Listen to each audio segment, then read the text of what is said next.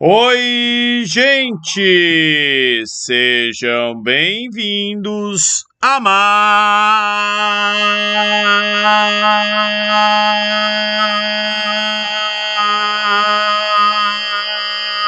uma aula de geografia. E como pelo jeito vocês gostaram aí dos meus comentários sobre a guerra na Ucrânia, né? Eu resolvi continuar, né? Então, a minha ideia agora é fazer um vídeo aí por semana, né? Falando um pouquinho, trazendo do que aconteceu, né? Trazendo algumas coisas que talvez vocês não saibam sobre relações internacionais e dando um nó aí na cabeça de vocês. E aí, para começar, eu queria mostrar uma coisa do Google Earth. Quando a gente usa o Google Earth, né, as linhas amarelas, elas mostram as fronteiras dos países reconhecidas aí pelo Google. Na internet tem um monte de reportagens sobre se o Google está certo, se o Google está errado em algumas linhas de fronteira. Mas quando a gente se aproxima de alguns lugares, estou me aproximando aqui no território da Ucrânia, na península da Crimeia. E aqui já tem uma atualização importante. Percebam que ele muda a linha de fronteira para uma linha vermelha, né? Isso é uma fronteira em disputa, né? Uma fronteira não reconhecida, porque a Crimeia, desde 2014, ela está ocupada pela Rússia, mas, né, a comunidade internacional, e principalmente os Estados Unidos, onde fica o Google, né, não reconhece esse território como parte do território russo. Embora aqui já tem, né, a ponte que os russos fizeram, ligando, né, a Crimeia ao território russo. Mais recentemente, a gente viu, né, que aqui na parte leste da Ucrânia, né, houve a independência de duas regiões, né? Uma chama, acho que Donetsk e acho que é Luhansk, alguma coisa assim. Né? Mas percebam que mesmo aproximando, o Google ainda não atualizou, né, não mudou essa região para uma fronteira vermelha. Tá? Isso não acontece só na Ucrânia. Se eu descer aqui um pouquinho para baixo, for em Israel, por exemplo, vou aproximando, perceba que a faixa de Gaza, Cisjordânia ficam vermelhas. Tá? Então é um território, né, que está confuso. Mas vamos voltar aqui para a Ucrânia, né, que o nosso objetivo hoje é falar dela.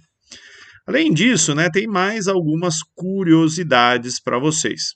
Se eu vier aqui no Google e procurar por Flight Radar, né, o primeiro site que aparece, Flight Radar 24. Né? Então eu clico aqui.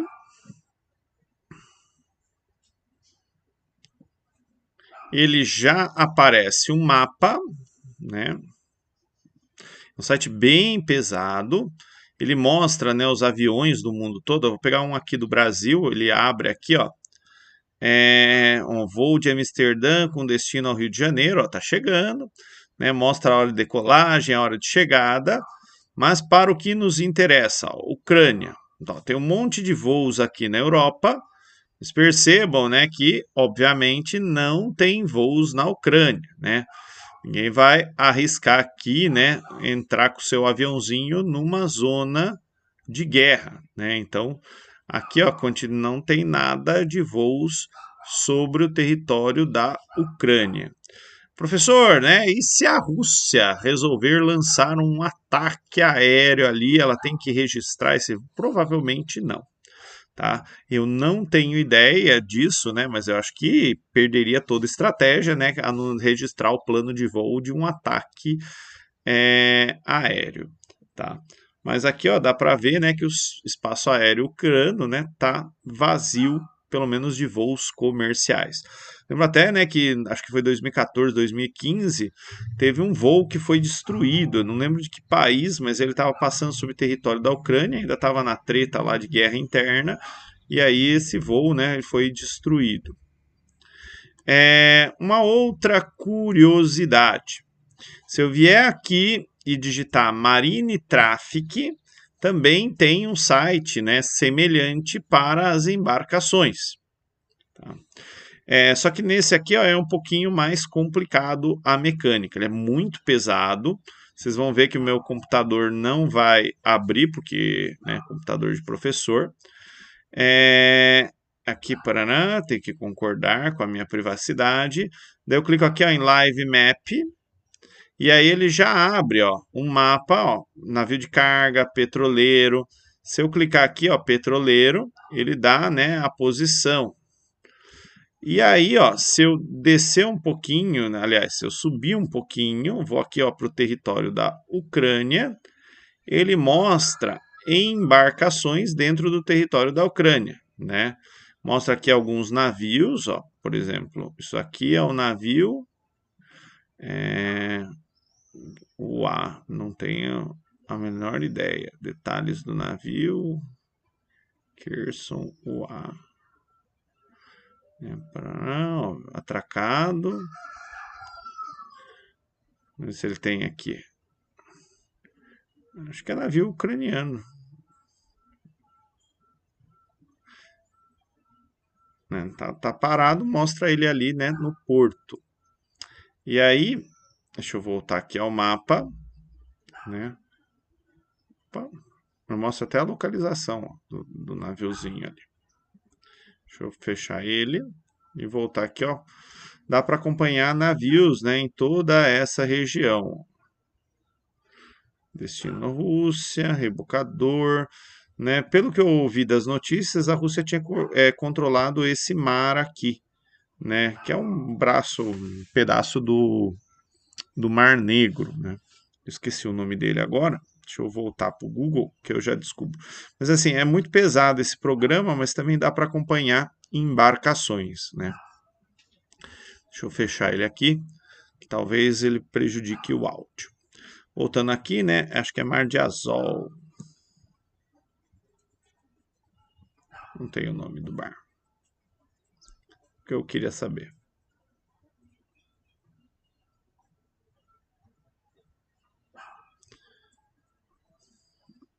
Vamos ao Google, né? Então, Mar de Azov. Isso aí, Azov. Não. Mapa Mar Negro. Aqui. Azov.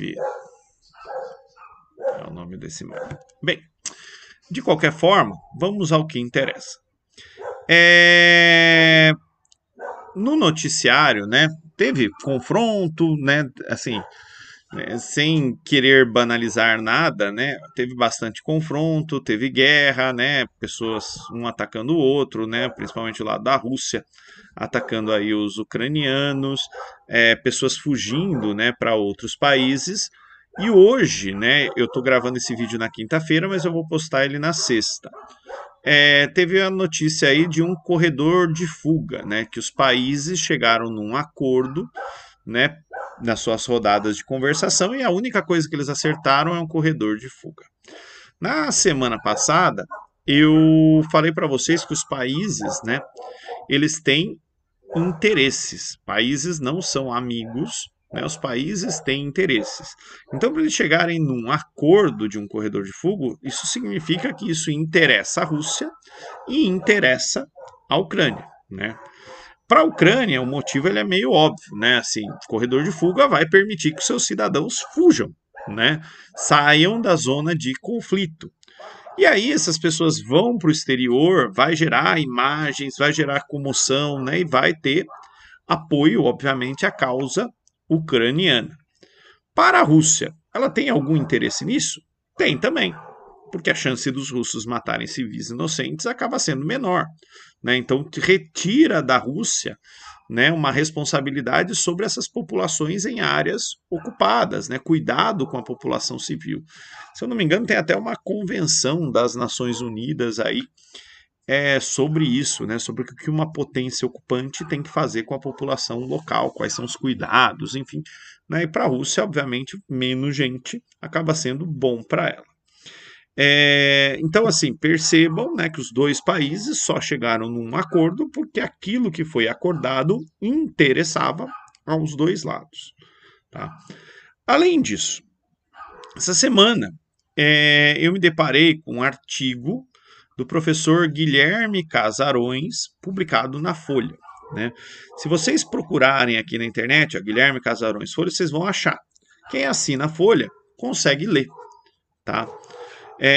Tem pessoas que eu usei um dos meus artigos que eles deixam ali do mês. Né? Agora eu já não consigo mais ler nada no site da Folha. Tá?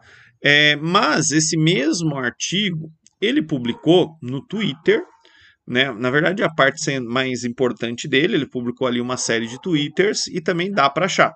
Então ele é um cara legal para você seguir, saber mais. Ele tem um monte de material aí interessante e ele tá aqui nessa postagem. Acho que aparece o Putin aqui. Né? Então, como as relações internacionais nos ajudam a compreender. Se você clicar aqui, ó, mostrar a sequência, ele mostra, né, um monte de coisa. Né? Inclusive, ó, essa figura que ele fala das teorias de relações internacionais. Realismo, liberalismo e idealismo. Tá? De qualquer forma, eu vou tentar explicar para vocês, não tão bem que nem o professor Guilherme Casarões, né? Mas vamos lá. Então, né, no plano do direito, aliás, das teorias que vão explicar as relações internacionais, a gente vai ter aí três grandes teorias.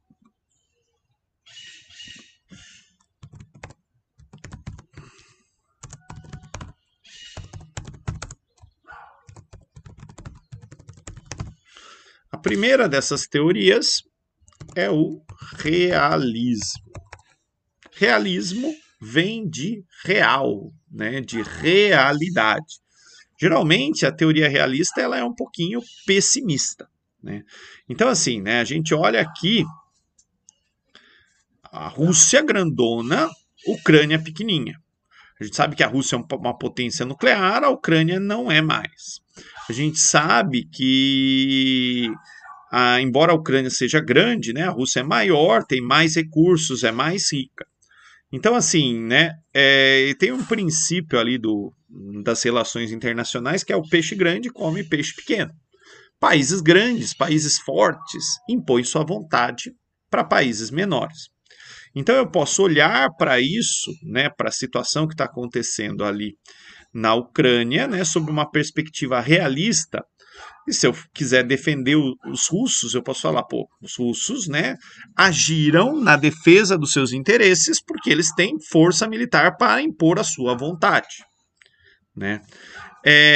Obviamente isso não justifica pessoas morrendo, tá? Que fique claro, né, independente de tudo que eu falar aqui, né, nada justifica um país ser invadido e pessoas morrendo, tá? Mas sobre uma perspectiva realista, a Rússia, se ela se sentiu ameaçada, né, pela expansão da OTAN, pelo governo ucraniano, pelas conversas entre OTAN e Ucrânia, né, Ucrânia lá sendo uma espécie de marionete dos Estados Unidos, a Rússia foi lá e invadiu. Né? Isso é uma perspectiva realista. Ela podia invadir e invadiu. Também, sobre uma perspectiva realista, eu vou olhar o que está acontecendo na Ucrânia. Pessoas morrendo.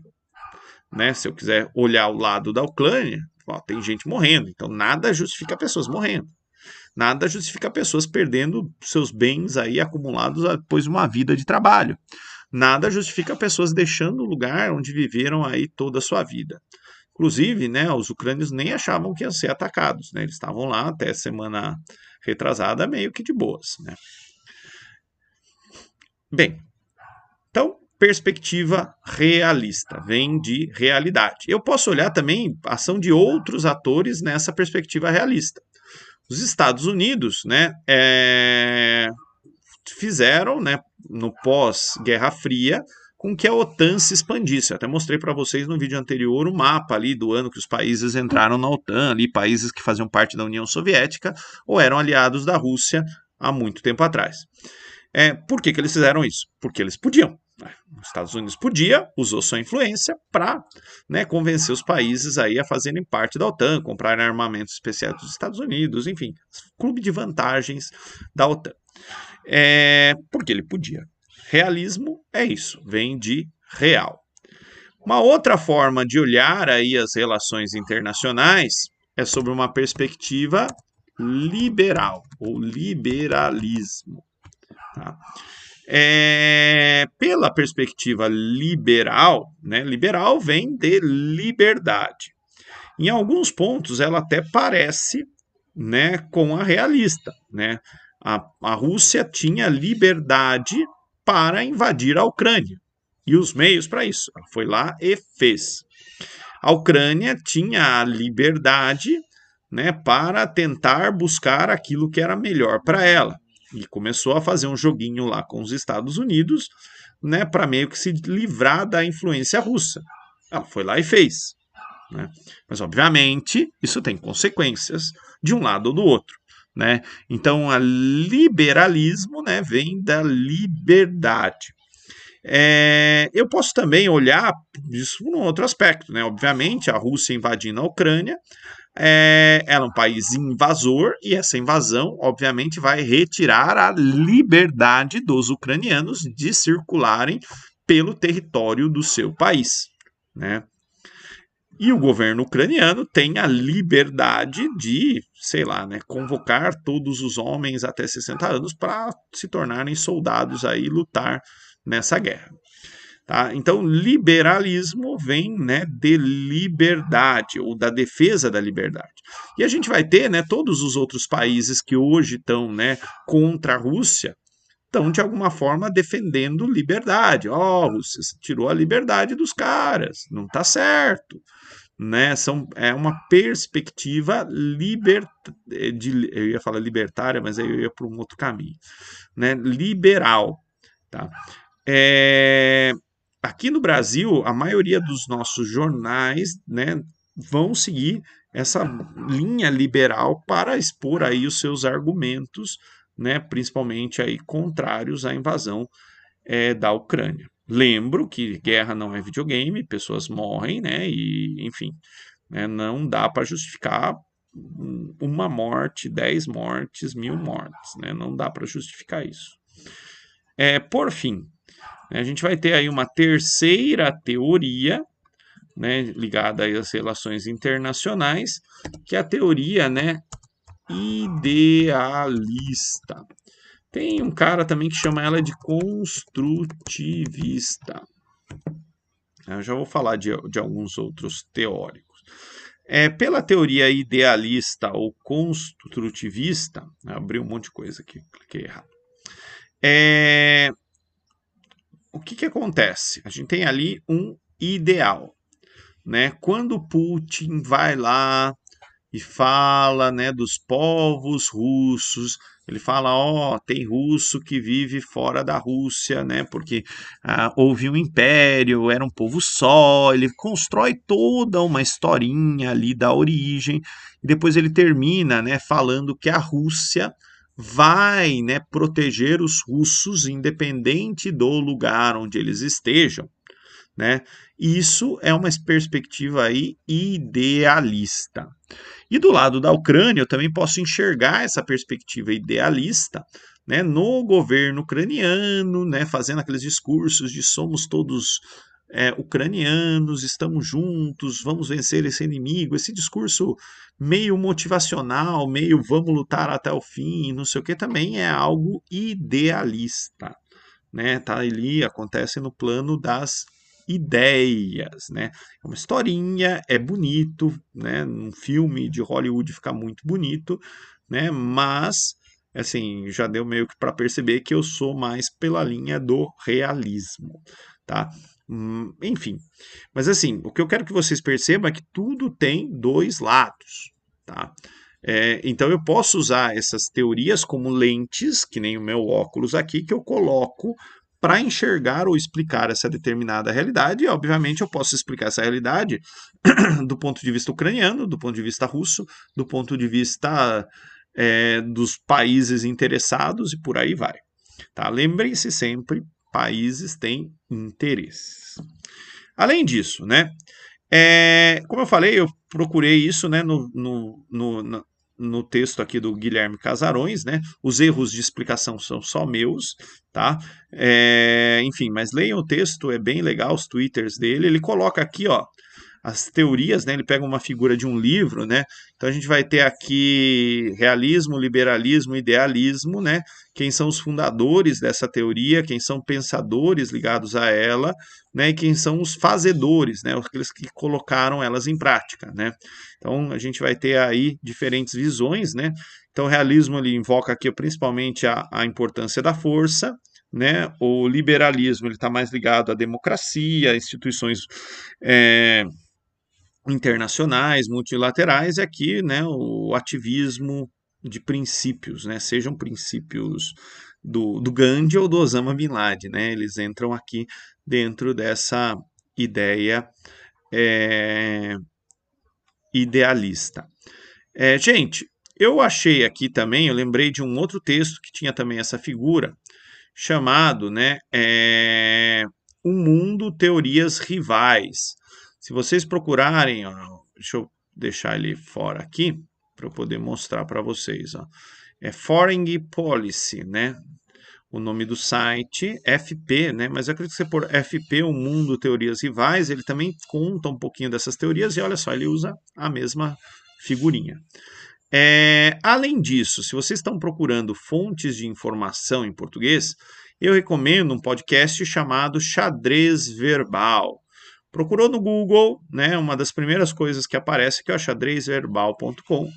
Né, tem bastante material sobre isso e a última edição do programa, né, traz aí bastante coisa sobre a invasão russa na Ucrânia, que ele já mudou. Tá? Então é o episódio aí 283, tem bastante coisa, é bem legal.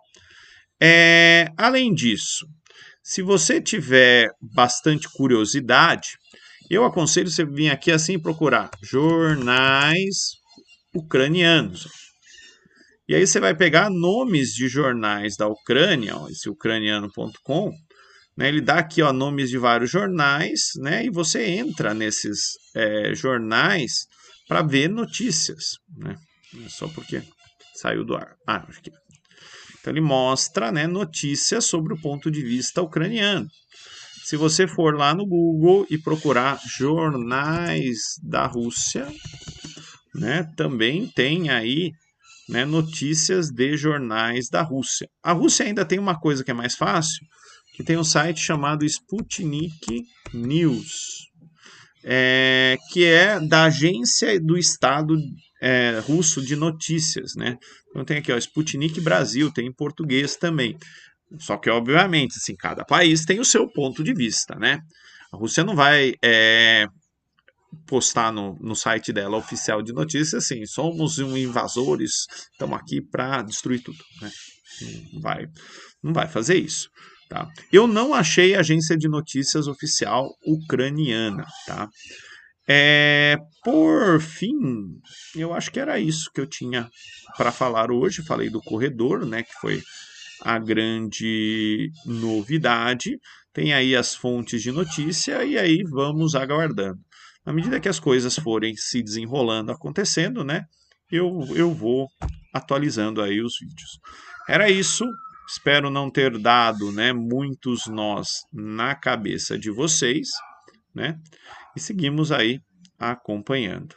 Lembrem-se sempre, né? Países têm interesses, guerra não é videogame, as pessoas morrem de verdade, né? E vamos seguindo aí. É isso, gente. Muito obrigado. Tchau, tchau.